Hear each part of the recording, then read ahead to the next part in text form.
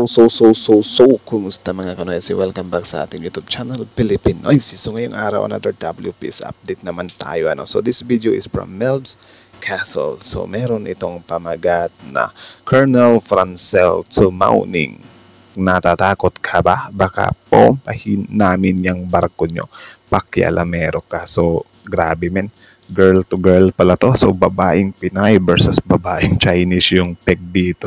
So, yan yung panonood natin. So, kapanapanabig to. So, again, bago natin simulan, Melb's Castle, supportahan nyo yan. Tapos, syempre, kung trip nyo ng mga ganitong reaction video, may kasama kayo manood, huwag nyo na rin kalimutan supportahan yung YouTube channel natin, Pilipinoysi. So, mga kanoysi, hindi na natin ito patatagalin pa. Simulan na natin. Baka agawin pa ng China. Again, nabamagat ng video ito, Colonel Francel Tumauning, natatakot ka ba? Baka pompahin namin yung barko nyo. Pakialamera ka. So, Melb's Castle, Pilipinoysi. Like, comment, share, subscribe. Start. Na naman ang China. Sino ba? Yan, tignan natin, kung uubra ba. Naprapraning na naman ang China. Sino bang hindi magpapanik? Nawawala na naman ang Typhoon mid-range missile ng US Army. Pinaniniwala ang nereposition to o inilipat ng ibang base nila. O pwedeng inilipat. Ang masaklap pa nun, hindi pinapaalam kung saan natin nilagay. So, yung China, syempre, nagpapanik talaga sila. In the first place, ano naman pakialam nila? Bansa natin to, bansang Pilipinas to. Pinakialaman na nga nila yung dagat. Papakialaman pa nila yung kalupaan natin. Ano yun? Ano yun? Diktador lang. Sa Taiwan, posible ring dinala sa Subic Naval Base. Alam nyo na, sakaling lumala ang harangan sa Bao de Masinloc, mas mabilis malulaunch ang missile para pasabugin ang barko ng China.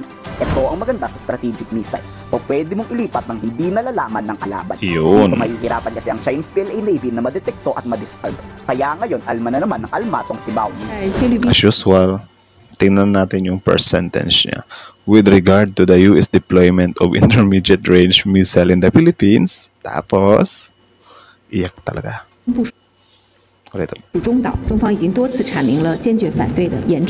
China has repeatedly stated its solemn position of resolute opposition. Resolute. I would like to stress once again, namnamin natin yung mga pinagsasabi ni Mauning tapos bigyan natin ng emotion.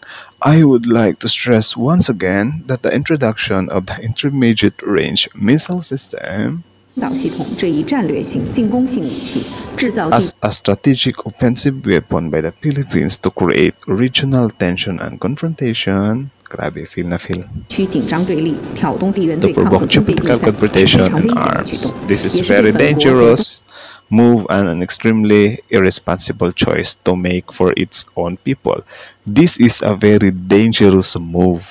Talaga ba, Mauning? So kami ba yung madi-dangerous dyan or kayo? Kasi kung kami yung madi-dangerous dyan sa ginawa naming paglipat ng mid-range missile na yan, or Typhoon missile na yan, di sana dapat wala lang sa inyo yan kasi kami yung dangerous Or kaya nyo sinasabi or sinisita kami na huwag nyong i-move yan. Bakit nyo minumove yan? Kasi natitreaten kayo. Diba? Nakakaramdam kayo ng danger na baka nga naman bigla namin itong gamitin laban sa inyo. Which is hindi naman namin gagamitin yan or hindi naman namin gagawin yan na bigla kaming manguuna. Diba? Siguro ang kinakatakutan ni Mauning na dangerous is yung kapag ka sila may gagawin sila, hindi nila alam kung saan tayo gaganti or saan nagmumula yung ganti para sa kanila. Diba? Halatang halatado men. Sila yung sila yung takot. Diba? Sila yung feeling threatened. To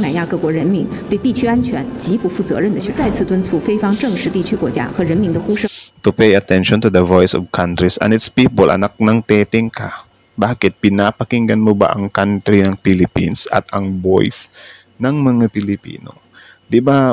Makailang ulit. Kaya nga pumunta tayo sa arbitral, diba? Tapos nanalo kami. Pinunta natin yan sa arbitral kasi need na tawag dyan, husay. Ano yung husay sa Tagalog? Need na need na gawing okay. Something like that. Or para ma-resolutionan nga. Tapos hindi nyo naman sinunod. Tapos ngayon, ang kakapal na mukha nyo, voice of countries and its people. Or baka voice and countries of its people in China. Yun. Lagyan nyo ng China kasi yung voice of countries and people ng Philippines, hindi nyo naman pinapakinggan eh. Ang gusto nyo nga, parating pumapabor sa inyo yung mga desisyon, anak ng titing. 尽早纠正错误做法，按此前公开承诺，尽快撤走逼封中岛系统。 Withdraw tayo is not go farther wrong. Kahit naman i-withdraw namin or hindi, ano naman paki nyo. Yan ni Colonel Francel Margaret Padilla, babae sa babae. Dito ni Real Talk ni Colonel itong spokesperson Mountain. Huwag kang pakialamera. Wala kang pake sa nais gawin ng AFP at US Army. Hindi rin tayo pwedeng diktahan at utus-utusan ng China. Siyang tunay. Siyang tunay. No single entity who can dictate how we would do our deployments in terms of our defenses. It's an inherent right of every state to heighten and strengthen their defenses accordingly. How we would go about it is for us to freely do, no? So walang pwedeng magdikta sa atin how we would do it. Diba? Kita nyo yan? Tapos may nag-comment pa sa atin dito na nakaraan, bakit ba babae yung pinapakausap nyo dyan sa mga Coast Guard? Diba? So, kine-question nila. Tumakbo naman yung monster ship that time nung kinull out ng Lady Coast Guard. Tapos ngayon, kita nyo, nabara si Mauning kay Madam. Pwenesto to sa mainit ang usapin ngayon. Kaya posible at malaki talaga ang tsansang sa bawat Masinloc to nakatutok. Dahil anytime talaga magkakaroon dyan ng banggaan. Patuloy rin kasing pinipilit ng China Coast Guard na manghimasok dyan eh. At nasa South China Sea, labas ng West Philippine Sea ang monster ship ng China. Ramdam ng AFP na babalik to at may masamang balak. Babalik talaga yun. Alam nyo naman yung movement ng China. Kaya nga tayo as a Pilipino, hindi tayo pwedeng magpakampante, men. Tuloy. Ships who are also missile capable are also highly dangerous, no? And they also have those mga islands artificial islands in the South China Sea altogether, no? Na meron din mga militarized na and missile capable din. So let us not hone in on the capabilities that we are building as a nation, because it is our inherent right to build our capabilities accordingly. And how we grabe ang talino ni Madam. Do that is we modernize, we strengthen our alliances, and no other nation can question that. Daming missile system ng China pero takot sa mid-range missile ng US. Diba? What if kaya magkaroon pa tayo ng long-range missile diba? O nuclear missile? Di nagkagulo na sa China. Kayo, anong masasabi nyo dito? Ay nako, Mauning. So kita nyo naman yun. Kita nyo naman yun, men. So, kayo na masasabi nyo doon, comment down below. Tapos yun, pag-usapan natin yan sa comment section. So, again, ang video yan ay mula kay Melbs Castle. Supportahan nyo. Original video link in the description box below. Tapos, syempre, bago nyo iwan yung YouTube channel natin, Filipino IC, don't forget to like, comment, share, subscribe. So, kita nyo naman yun, binagbag lang ni Colonel Francel si Mauning. Hindi umubra. Hindi umubra sa babaeng, diba? Babaeng Filipina. Babaeng Filipina. So, something like that. So, di ba? Kita nyo, men. Ang lakas talaga ng loob nitong si Mauning magsabi-sabi na Philippines, wag yung gawin yan. Dangerous move yan. Di ba? Don't do such a dangerous moves. Sila naman tong mahilig gumalaw ng pa-dangerous moves. Di ba? Kayo, nakita nyo yung Philippine Coast Guard, bigla nyong hahabulin. Tapos kapag nahabol nyo, bigla nyong haharangan. Tapos, kapag haharangan nyo kami, so mababangga namin kayo, sino ngayon yung dangerous move doon? Di ba? Papalabasin nyo pa kami na kami yung nambangga sa inyo. In the first place, kayo yung humarang. Tama ba sa pag-iisip si Mauning or yung China, men? Di ba? Ang lakas magsabi na dangerous move. Tapos, yung monster ship nila, papapasukin nila dito. Di ba? So, sino yung may mas dangerous move doon? At one time, nagpapasok sila ng gray ship. Diba? Yung mga militia vessel nila. China militia nila. Di din natin na mga militia lang talaga. Baka mga well-trained na Chinese yan. Sila lang naman talaga tong puro dangerous moves yung ginagawa. Tapos kapag tayo, men, biglang dangerous moves.